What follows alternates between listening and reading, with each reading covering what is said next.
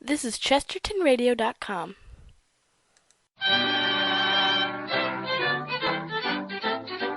And here's the cinnamon bell.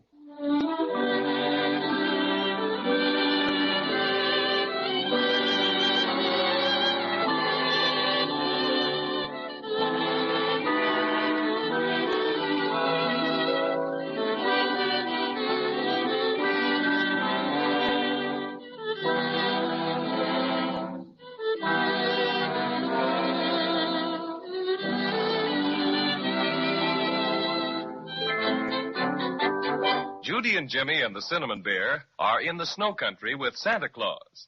For a while, everything looked pretty wonderful. Santa Claus bundled them into his specially private sleigh and drove to Jack Frost's house. After examining the broken silver star, Jack took some magic snow cement, and before you could say Jack Robinson, the star was back together again.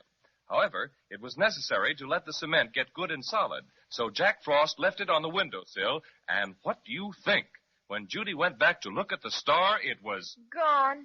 It's just as gone as though it had never been there. Jiminy Crickets, this is awful. What'll we do, Santa Claus? No. The first thing to do is not get excited.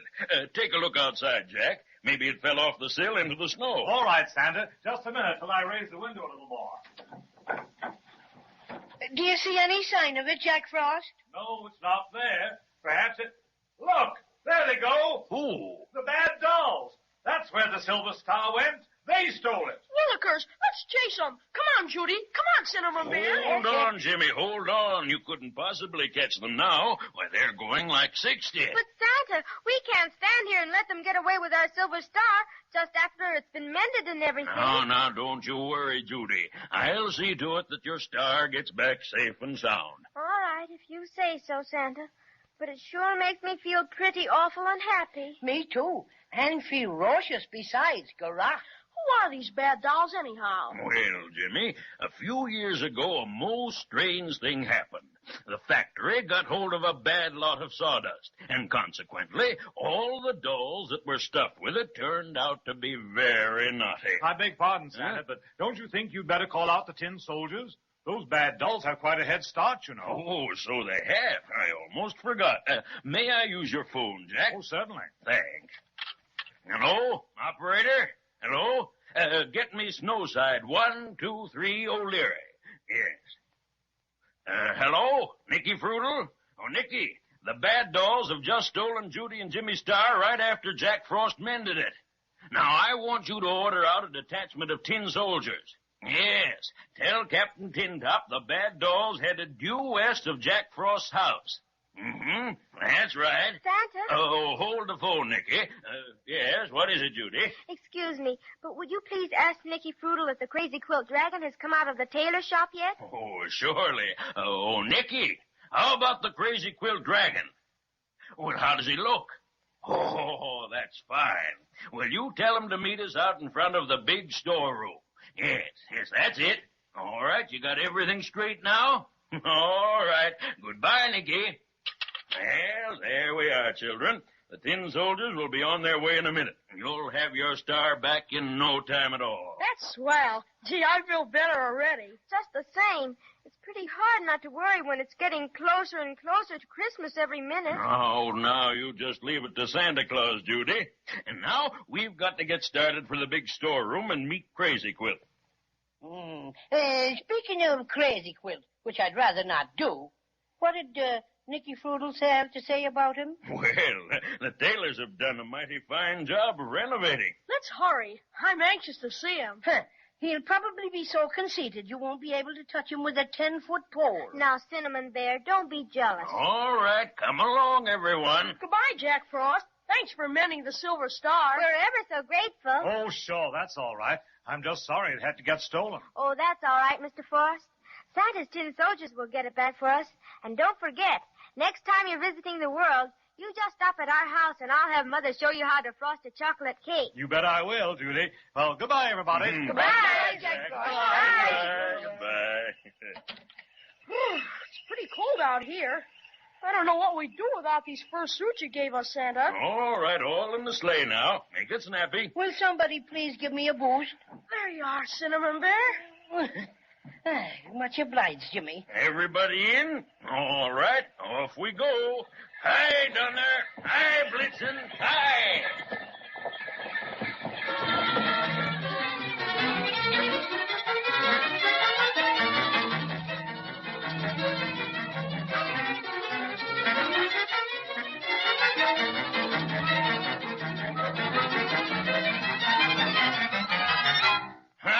And here we are.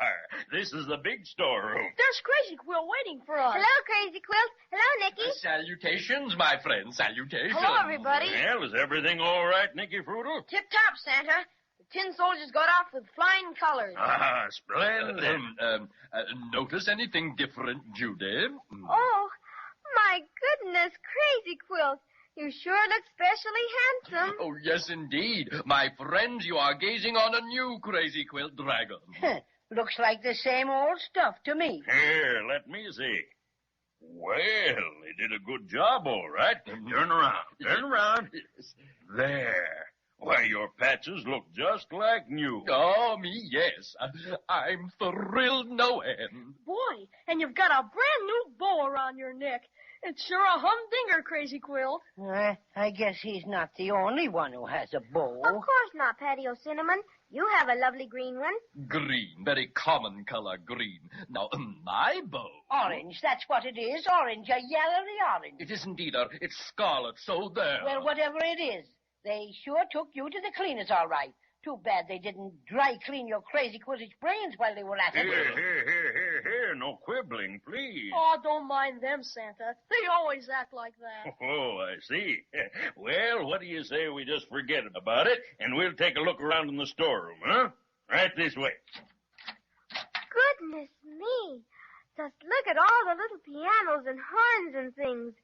Hundreds of them. Ah, this is the music department. Ah, music. You don't happen to have a spare tuba around, do you, Santa? Used to play in the Dragon military band, you know. So that's why you're such a windbag, huh, Crazy? Here I am, Santa. Everything's taken care of. Good. Now, where's that special piano job, Nicky? I'd like to look it over. It's this one right over here. I'll take the cover off. Ooh, a little white piano. Oh, it's beautiful. Very nice. But it should be tested before we pack it, Nicky. If I'm not intruding, Santa, I'd be glad to do the honors. All right, Patio Cinnamon. We'd love to hear you play. Wouldn't we, Nicky Fruit? Indeed we would. Piano player, huh? Sissy stuff. Don't pay any attention to him, Cinnamon Bear. Go right ahead.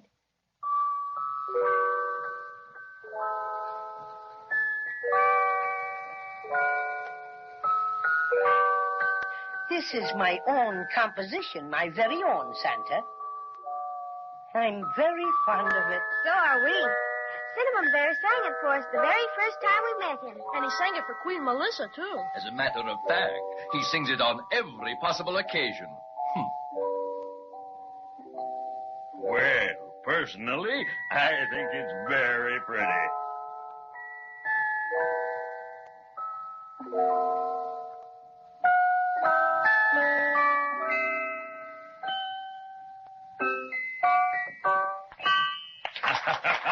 Very well done. Thank you, Patio Cinnamon. You're a real artist. Much obliged, Nicky. Now, if you don't mind, I think I'll browse around a bit. May we look at anything we like, Santa? Why, certainly, Judy. Anything that isn't wrapped up. Gee, Judy, take a look at this peachy trumpet. Are you positive you have no tubas about, Santa? Oh, plenty of them, Crazy Quilt. But none your size. Oh, how unfortunate. You're really missing a treat. Some consider me a virtuoso. Oh, Why, Santa, what are all these toy soldiers doing here? I thought this was just a music department. Well, those are musical soldiers, Judy. They play in the toy band. You'll hear them when we have the big inspection. Where's Cinnamon Bear, Judy? Why, Now, where did he go? Oh, he probably wandered off by himself. Never mind, though. He won't get in any trouble around here. Oh, I don't know about that, Nicky Frutal. Patty's middle name is Trouble. Well, then, we'd better start looking for him. Don't see him anywhere around. Perhaps he went into one of the other rooms. Where does this door lead to, Santa? Oh, that's the Christmas sticker supply room. And let's see if he's wanted in there. My word, what a collection of Christmas stickers and tags piled clear to the ceiling. Aren't they pretty? I don't think I ever saw such beautiful ones. What's that? There's something under this pile of stickers. Here, let's see what this is all about. It's Cinnamon Bear. I've got his leg. Help me pull him out, Nicky. Oh, this is rich. He's covered from head to foot with stickers. Come on, everybody. Let's pull them off for him. Look, there's a great big sticker right across Patty's mouth, and it says, "Do not open till Christmas." Oh, no, that's too much to ask. I doubt if our cinnamon friend could keep his mouth shut until Christmas, even though it isn't very far off. Well, here goes. Oh, well, what a life. Everything's again me. How did all this happen, Mr. Cinnamon Bear? Just looking around, minding me own business, that's all. Guess I was still a bit damp from the snow, and when that big pile of stickers toppled over on me... Just minding your own business, eh? My little stuck-up fellow. Oh, what a sight you are. Calling Santa Claus. Calling Santa Claus. Oh, excuse me, please. Santa Claus speaking. What is it? Captain Tin Top has just reported skirmish with the bad dolls in the icicle forest. Yes, go on. Due to snowstorm, have had unexpected setback. Need reinforcements immediately. Bad dolls are much more stubborn than usual. Seems to be someone helping them. A scout reported that they are being led by a strange creature never seen before in the snow country. Couldn't tell much about it, but it was all green. That is all, Tabby Twist.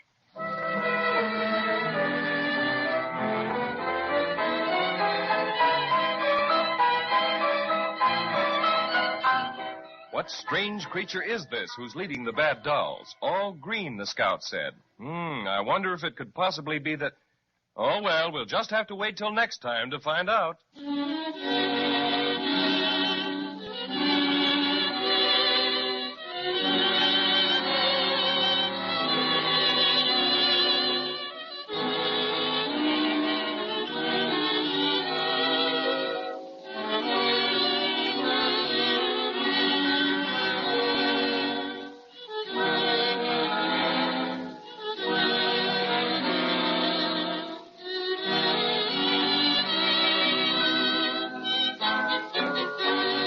This is Chesterton Radio, your home for podcasts of works by G.K. Chesterton, plus drama, comedy, mystery, science fiction, big bands, and much more.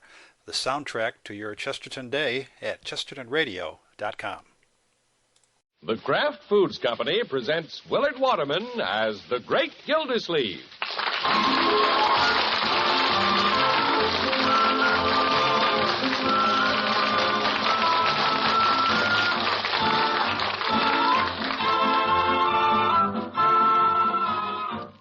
The Great Gildersleeve is brought to you, partially transcribed, by the Kraft Foods Company. Kraft, you know, has been famous for years for bringing you the very finest foods, quality foods, the world's favorite varieties of cheese, America's choice in salad dressings, and many other wonderful things to eat. When you shop, look for the name Kraft. Remember, the name Kraft on any food is your guarantee of quality.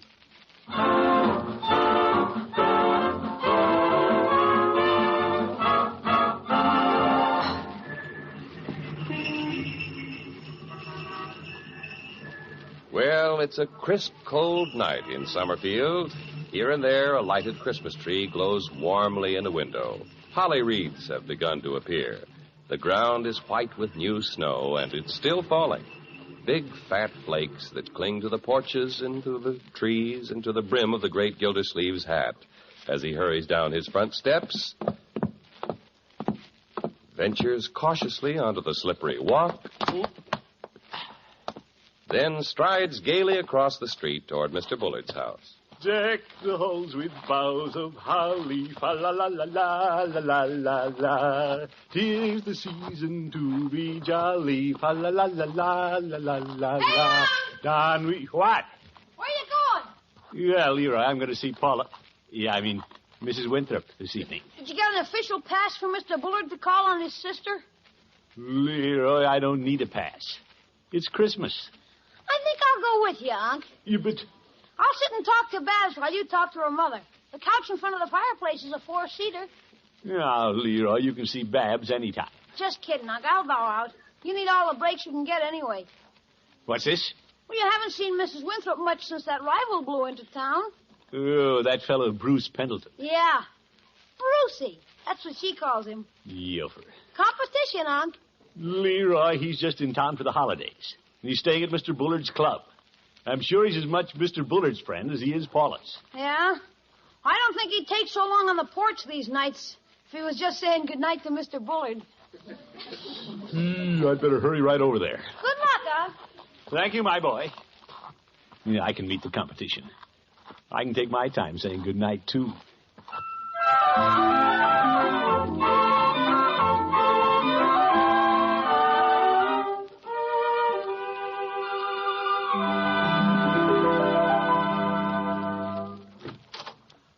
Well, Throckmorton. Hello, Paula. Come in. Oh, my, it's snowing out, isn't it? It's just a little. Yeah. Look at you. You have a big snowflake right on the end of your nose. Yeah, I do? Well, cold nose, warm heart. Here, let me take your coat. Yeah, thank you. Well, beautiful tree, Paula. And Christmas presents. Are all those for me? Oh, no, but you can help me finish wrapping them. Yeah, fine. A lot of presents. Well, Babs and I have lots of relatives. Oh, yeah, sure. And then I couldn't forget those little boys and girls at the children's home. Say, you have been very active in social work since you came to Summerfield. I'm proud of you, Paula. Oh, it's just something I love doing. Very much. And there are a few children in the infirmary that Santa Claus may not remember this year. Good for you. It'd be a shame if any little kiddies were forgotten on Christmas. Here, put your finger on this ribbon while I tie the knot. Yeah, all right. Interesting design you're using, Paula. Mistletoe paper. Oh, just put the package over there. Yeah, I think I'll bounce her right on top of your head. Oh, Throckmorton! You know what that means? Mistletoe. Aren't you rushing the season a little? You're only 4 more shopping days. You better put the package down there by the tree. Shucks. Say, here's a fancy-looking package. I think that's my gift from Babs. Oh, she couldn't wait, huh? Here, let me shake this. I bet I can guess what's in it. Oh, now, Throckmorton. Oop. Card fell off. Oh, dear. Well, isn't that just like Babs? To the dearest girl I know, Bruce. Bruce! Throckmorton, give me the package. That one isn't from Babs. No, guess not. Bruce Pendleton, pushy out-of-towners. I can hardly wait to open his present. He always thinks of the most original things. Well, I haven't brought you my present yet. I'm liable to think of something pretty original, too. Oh, give me a hint. A hint? Well... Bruce keeps teasing me about what's in this package. Yeah, he does he? All he'll tell me is that it starts with a P. For Paula. Isn't that clever? Well, I guess there's a fine line between being clever and being corny. Now, Throckmorton, he's very ingenious. In fact, the mistletoe paper was his idea. It was? Well, it may have been his idea. But I was the first one who thought of holding it over your head. I think.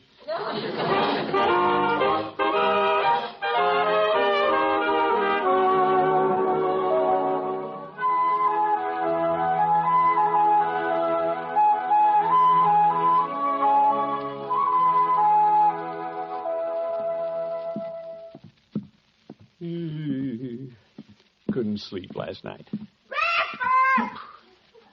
Coming, Bertie. Yeah, I wonder what Paula is getting from that Bruce character. Why isn't he back in Dayton working? Maybe he owns a factory or something. Well, I'll have to go him one better. Good morning, Unky. Hi, Unc. Good morning, children.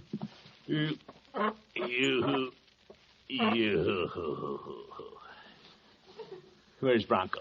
Oh, he grabbed a donut and ran off to shop for the twins. Oh? Uh-huh. He has to play Santa this year, you know. Oh, yes. Oh, the twins are so excited.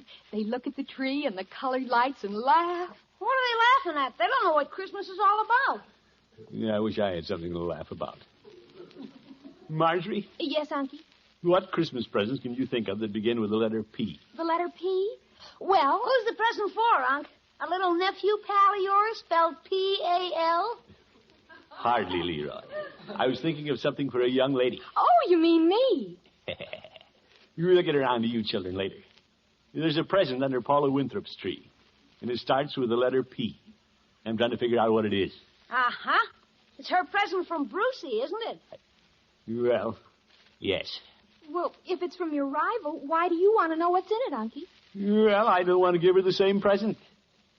I'd like to give her something a little better. Well, if it starts with a P, maybe it's perfume. Yeah, it's a big package. Have to be pretty cheap perfume. I'll bet it's a Palomino pony. Leroy. Like some hot coffee, Mr. Gildersleeve? Thank you, Bertie. Could it be perfume? No, sir. This is coffee. Yes. Bertie, we're trying to think of some gift a woman would like, starting with the letter P. Something for a woman? How about petticoat? He wouldn't dare. Any other ideas, Bertie? Well, it could be something for the kitchen. Let's see, pots, pans, percolator? Bertie, this is a present for Mrs. Winthrop. Yes, sir. And you say it starts with the letter P. Oh, I got it, Mr. Gildersleeve. You have? I know something she likes. Philadelphia cream cheese. Oh, my goodness. What a crafty answer.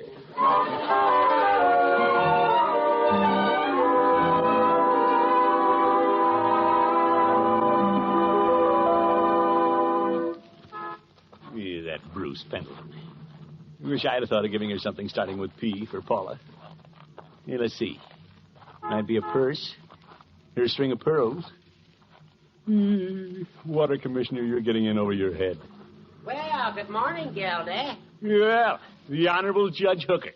Good morning, Horace. You were walking along with a faraway look in your eye, dreaming of a white Christmas.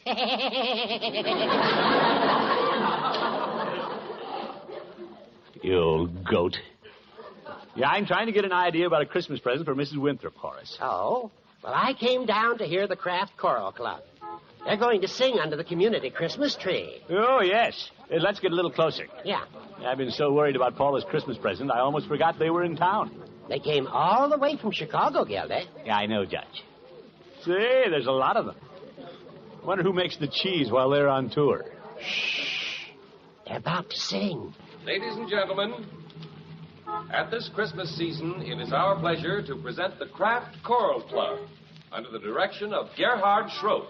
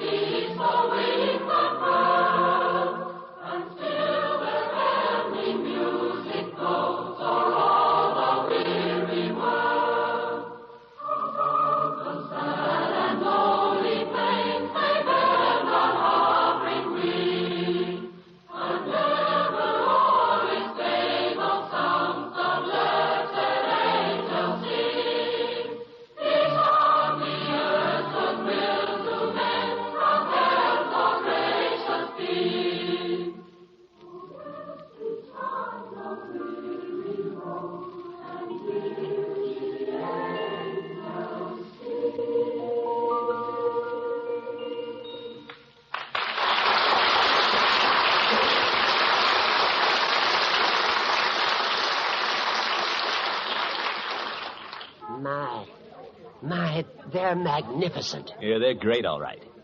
I think I'll try to find something for Paula in a hurry and come back. I'll wait here, Gildy. In fact, I may go up and sing with them. Please, not that, Judge. They didn't come all the way from Chicago to hear you cackle. Now, Gildy. Wait, they're going to sing again.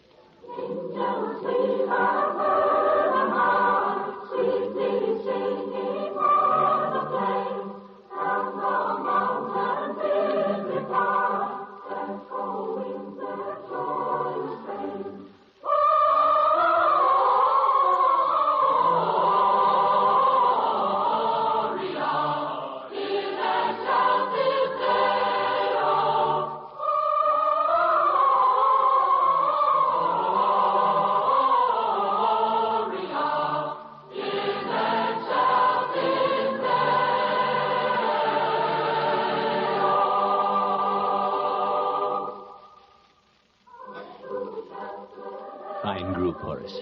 Yes, it's beautiful. Nothing like the carols at this time of year. They warm the cockles of my heart and send the Yuletide spirit coursing through my veins. Quiet, Horace. Listen.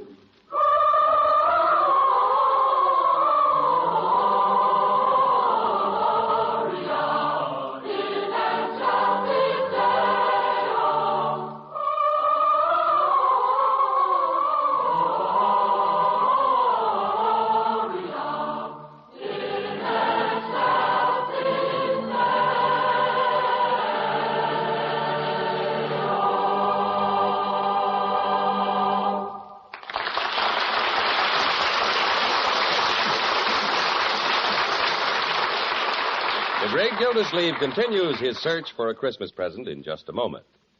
Again this year, as the holiday season approaches, the makers of Kraft Quality Foods wish you all a very Merry Christmas and a happy and prosperous New Year. During the year now drawing to a close, we have appreciated the confidence you have shown through your purchases in all the fine food products which your grocer has brought to you from Kraft. You may be sure that Kraft products will continue to merit your confidence in the future, as they have in the past, and that the Kraft name on any label will continue to be your guide to the very finest in foods. Again, we say Merry Christmas and a Happy New Year to each of you from all the men and women of Kraft. Now, back to the great Gildersleeve.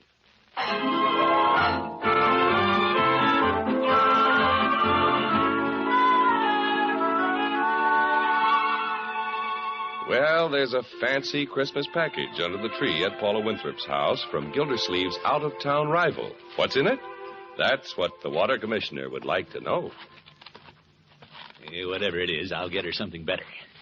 He may have the edge of me saying goodbye on the porch, but by George, I'll beat him under the Christmas tree. Yeah, I'll go all out. Hello, Peavy. Hello, Mr. Gildersleeve. What can I do for you this afternoon? Yeah, I'm looking for a Christmas present, Peavy. For a lady. Something extra special. A gift for Mrs. Winthrop, is it? You bet. That sneaky Pendleton fellow bought her something that looks pretty nice. And I'm going to go him one better. I'm going to get her something so beautiful and so clever, it'll make him look silly.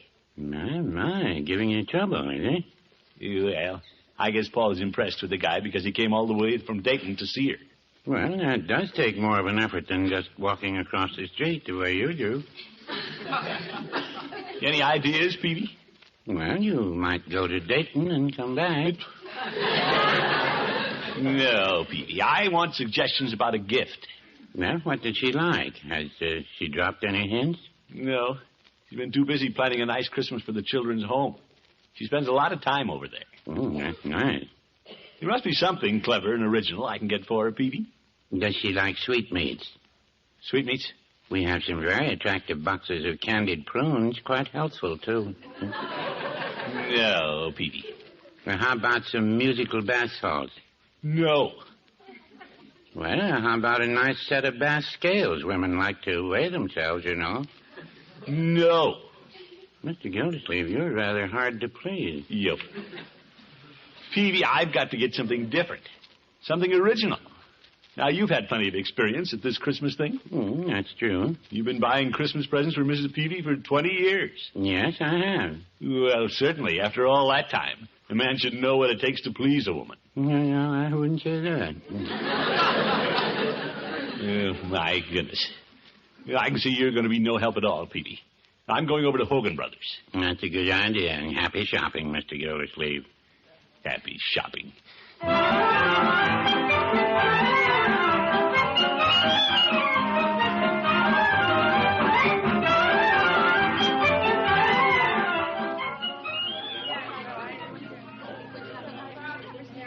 Oop, elevator's crowded.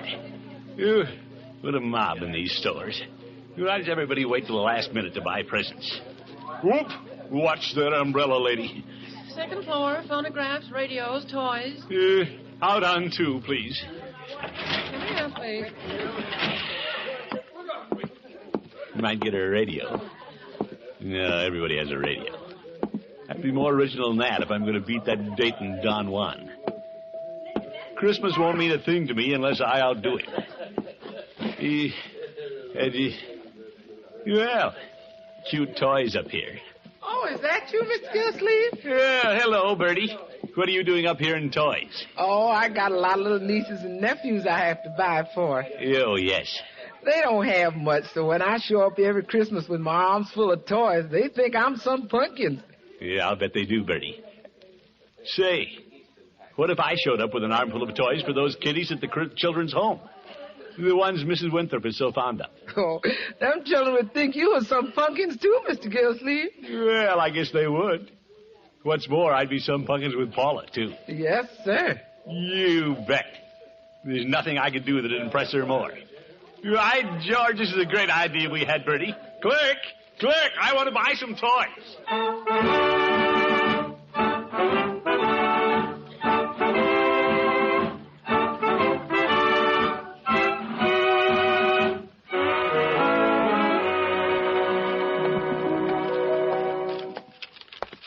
I wonder where all the kids are. Paula's car is parked out in front. But, say, I'll bet she's in the infirmary. Well, I'll walk in on them, pass out these toys to the little kiddies, and tell Paula this is my Christmas present to them. What can she say? Except that I'm the greatest guy in the world. And this'll fix that Bruce Pendleton. You can never top this. Well, here we are. I see some children.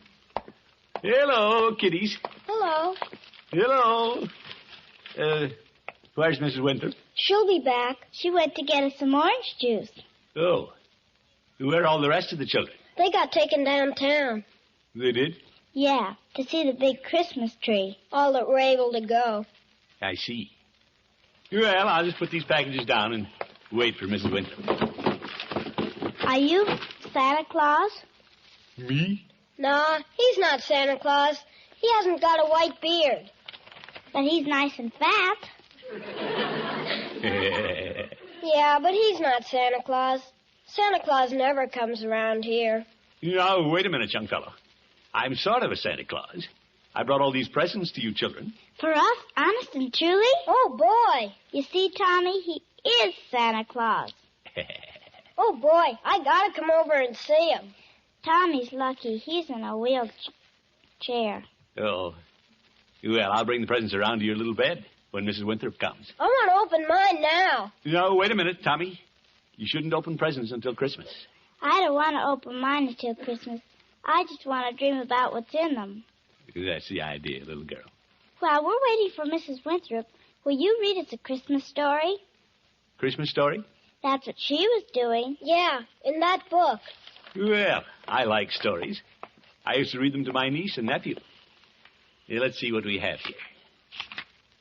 Why the Chimes Rang by Raymond MacDonald Alden. I like that one. I don't know it. Well, I've been in here longer than you have.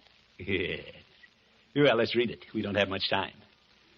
Once upon a time, in a faraway country, there was a wonderful church. It stood on a high hill in the midst of a great city. And every Sunday, as well as on sacred days like Christmas, thousands of people climbed the hill to its great archways, looking like lines of ants all moving in the same direction. They don't allow ants in here. Stop interrupting, Tommy. Yes, you must listen, Tommy. Now, all the people knew that at the top of the tower was a chime of Christmas bells. They'd hung up there ever since the church had been built, and were the most beautiful bells in the world. Some described them as sounding like angels far up in the sky. Others as sounding like strange winds singing through the trees. But for many years, they had never been heard. Why didn't the bells ring? Well, we're coming to that. It was said that people had been growing less careful of their gifts for the Christ child, and that no offering was brought which was fine enough to deserve the music of the chimes. Every Christmas Eve, people still crowded to the altar, each one trying to bring some gift better than any other. Why'd they do that? Well, for personal reasons, I guess. They were trying to make a big impression. Oh. Now, where were we? Oh, yes. Now, a number of miles from the city, in a little country village, lived a boy named Pedro and his little brother. They had heard of the service in the church on Christmas Eve and planned to go see the beautiful celebration. Nobody can guess, little brother, Pedro would say, all the fine things there are to see and hear. And I've even heard it said that the Christ child himself sometimes comes down to bless the service. What if we could see him? The day before Christmas, Pedro and little brother were able to slip quietly away. And although the walking was hard in the frosty air, before nightfall they had trudged so far, hand in hand, that they saw the lights of the big city just ahead of them. They were about to enter one of the great gates in the wall that surrounded it, when they saw something dark on the snow near their path and stepped aside to look at it. What was it? Well, let's see. There by the path was a poor woman who had fallen in the snow, too sick and tired to get in, where she might have found shelter. Oh. Pedro knelt down beside her. You will have to go on alone, little brother, he said. Alone? Cried little brother. But you will not see the Christmas festival. No, said Pedro, and he could not keep back a bit of choking sound in his throat. See this poor woman? Her face looks like the Madonna in the chapel window, and she will freeze to death if nobody cares for her.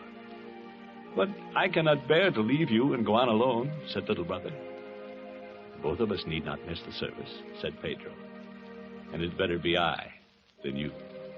You can easily find your way to the church, and you must see and hear everything twice, little brother. Once for you, and once for me. And oh, if you get a chance, little brother, to slip up to the altar without getting in anyone's way, take this little silver piece of mine and lay it down for my offering when no one is looking. In this way, he hurried little brother off to the city and winked hard to keep back the tears as he heard the crunching footsteps sounding farther and farther away in the twilight. The great church was wonderful that night. When the organ played and the thousands of people sang, the walls shook with the sound, and little Pedro, way outside the city wall, felt the earth tremble around him. At the close of the service came the procession with the offerings to be laid on the altar. Rich men and great men marched proudly up to lay down their gifts to the Christ child. Some brought wonderful jewels. Some brought baskets of gold. But the chimes did not ring. And last of all came the king of the country, hoping with all the rest to win for himself the chime of the Christmas bells. There went a great murmur through the church as the people saw the king take from his head the royal crown, all set with precious stones, and lay it gleaming on the altar as his offering to the Holy Child. Surely, everyone said, we shall hear the bells now, for nothing like this has ever happened before. But still, only the cold old wind was heard in the tower. And the people shook their heads. And some of them said, as they had said before, that they never really believed the story of the chimes, and doubted if they ever rang at all. Suddenly, everyone looked at the old minister, who was standing by the altar holding up his hand for silence. Not a sound could be heard from anyone in the church, but as all the people strained their ears to listen, there came, softly but distinctly, swinging through the air, the sound of the chimes in the tower. So far away, and yet so clear the music seemed. So much sweeter were the notes than anything that had been heard before, rising and falling away up there in the sky, that the people in the church sat for a moment, as still as though something held each of them by the shoulders. Then they all stood up together and stared straight at the altar to see what great gift had awakened the long silent bells. But all that the nearest of them saw was the childish figure of little brother, who had crept softly down the aisle when no one was looking, and had laid Pedro's little piece of silver on the altar. That's a wonderful story. Why did the bells ring when little brother laid the piece of silver on the altar? Well, Why didn't they ring when the great men brought jewels and things? like the book said, each one was trying to bring some gift better than any other. Those men were trying to outdo each other, while little Pedro gave out of the goodness of his heart. He didn't have any ulterior motive. Ulterior motive? What's that?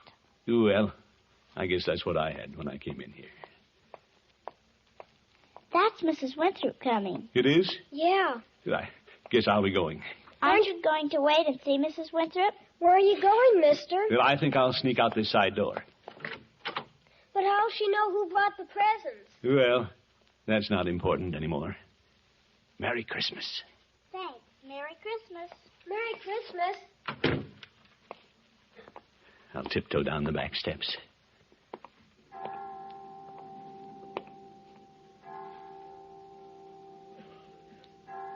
Well, 5 o'clock.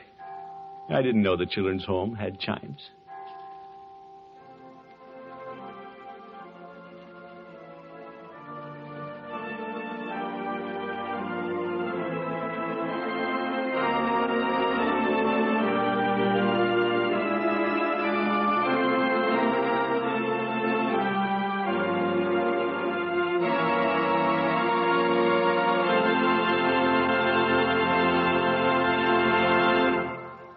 Merry Christmas, everybody.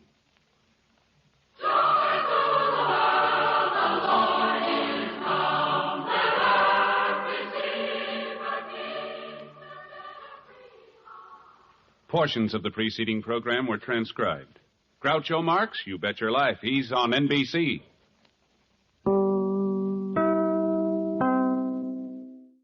This is Chesterton Radio, the true, good, and beautiful at chestertonradio.com. Don't turn that dial. This is the right station if you want to hear about Jonathan Thomas and his Christmas on the Moon.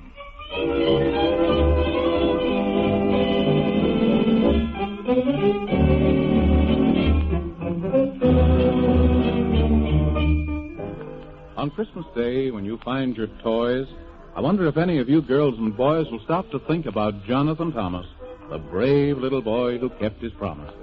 If it wasn't for him, the world would be sad on Christmas Day instead of so glad, because, you see, poor old Santa Claus was stolen away, and all because the wicked squibbobliums hate Christmas cheer and decided there wouldn't be any this year. But Jonathan Thomas and the Man in the Moon said, we'll find Santa and bring him home soon. And it's plain to be seen that unless they do, there'll be no more toys for you and for you. So they jumped upon Gorgonzola the horse, who said he would try to keep the right course, and away they went through the desert of sand, on the dangerous road to Squibboblium land. They passed through a country of giants and gnomes, and the nightmare forest, where the wild wind moans, past the dragon's cave, and the home of the toad, and they never once got off of the road. But they've had such a time with a wicked old witch, who rules o'er a land called Rumpelstitch. She's brewed much magic to bring them to harm, but the good fairy queen, she gave them a charm. She's their very great friend, and she's helped no end. And the little elf king, he gave them a key to a door in a wall, and quick as could be, they found themselves standing in Looking-Glass Land before good Queen Alice and her courtiers grand. Well, Queen Alice said, I'll help you out too, and this is exactly what I will do. I'll give you a whistle that will make you grow either up or down as you wish to go. Then the wicked old witch, she laughed with glee, and she said, I'll change myself into a tree, and I'll plant myself in a lonely glade. They'll forget who they are when they come to my shade. But Kermit the Hermit, he warned the three, so they stayed far away from the witch's tree. But soon they came to the pea-soup ball, where it was cold and dark, and the ground like a bog, and they crept along like 3 little snails, till out came a dragon with 13 tails. They must have gone too close to his den. But here's where the story begins again. Hurry, Jonathan Thomas, run like mad, or the dragon will catch you and you'll wish you had. I'm so tired. I don't think I can run much farther. Then I'll carry you instead. And there's a house just ahead. And if we can hurry, we won't have to worry. But if we don't, we'll all be dead. Maybe that dragon got tired and quit chasing it. And it's in the moon. I don't hear him anymore. Oh, yes, you do. For I'm still after you, running as fast as I can run. But I wish it'd go slow. It would please me so. For I've run so fast, I'm nearly done. Come on, Jonathan Thomas. Let's hurry like everything till we reach that house. And then the dragon can't get us. I'm coming as fast as I can.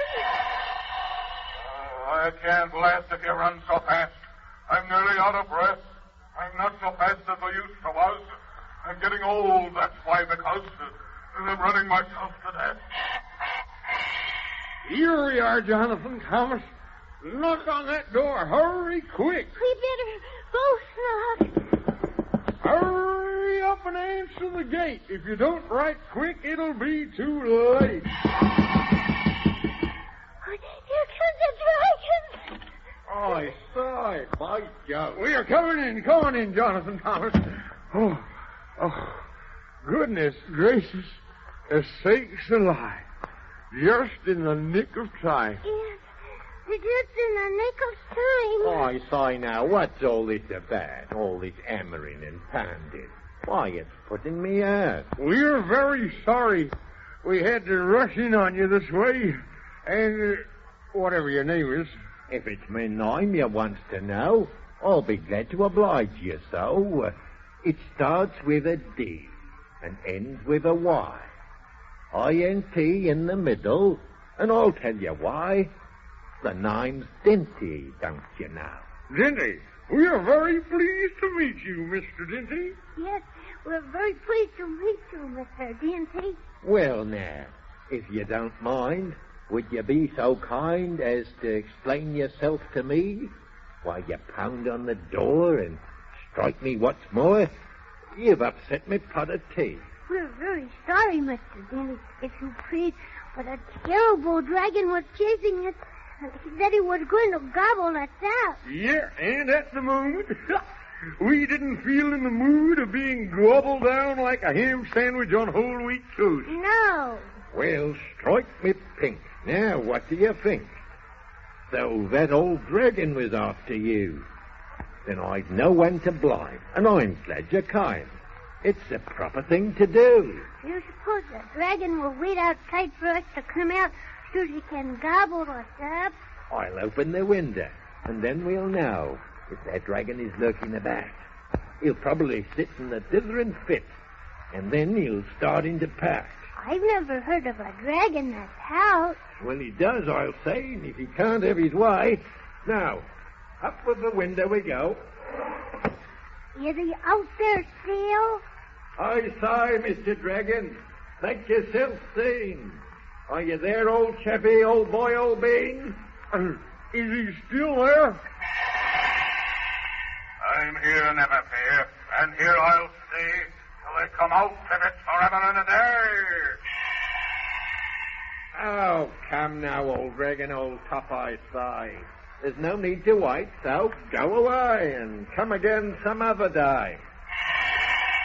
Oh, now, Mr. Dinty, that's no way to be. I'm hungry. I'm starved.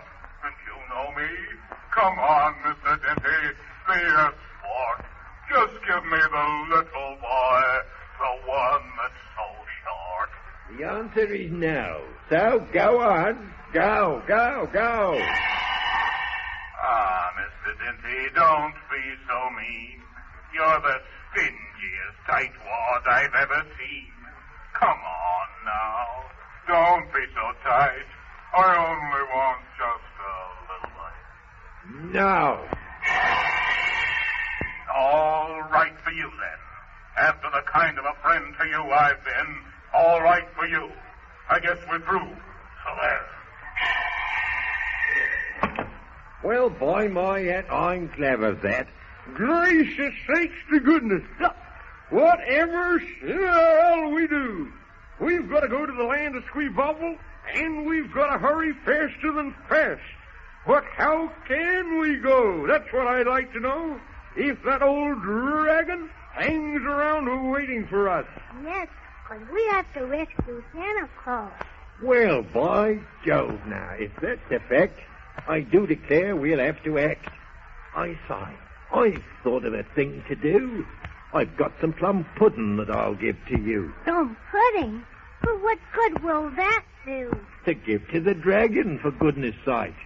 And when he eats it, he'll have a tummy ache. Goodness gracious, Whiffle Waffle.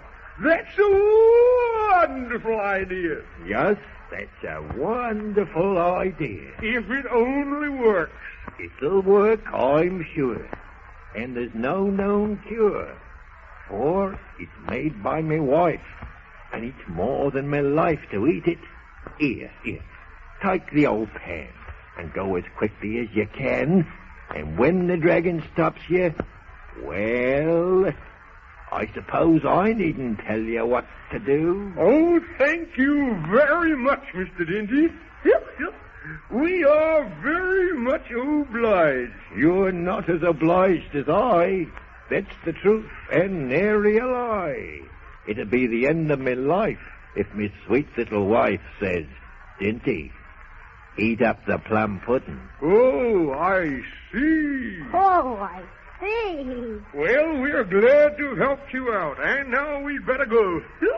And we'll fix that dragon till his tails will stop wagging. Yes, sir. Come on, Jonathan Thomas. Goodbye, Mr. Dandy. Goodbye. Goodbye. Come back again sometime. We will. Now then, I wonder where that dragon is. You needn't wonder where I'm at. Here I am, and here I've sat. Just waiting and waiting and waiting for you. And now do you know what I'm going to do? No, we don't. But we'll probably soon find out. It's been some time since I've had a chance to dine. So now I'm going to stop you for the entree and you for dessert. I'm going to eat you.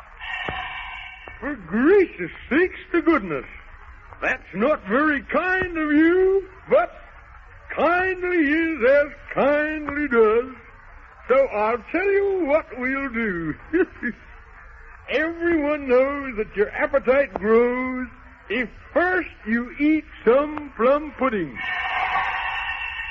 you say plum pudding? Of course. Of course. Well, that's very kind of you. I don't mind if I do. Right here, if you please, Mr. Dragon. Plum pudding. I love it so. And down my throat it'll quickly go.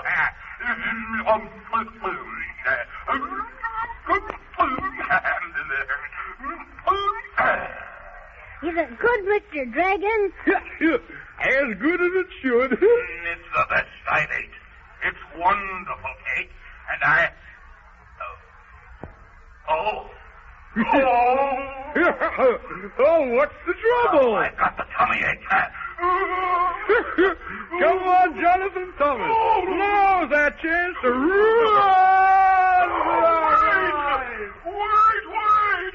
Till I'm over my tummy ache.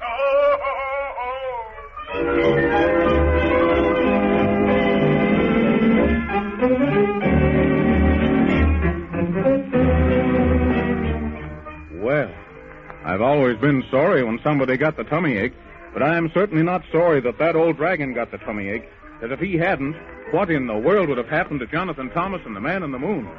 But say, I wonder what'll happen next. Don't forget to listen to the next story of Jonathan Thomas and his Christmas on the Moon, will you? I won't.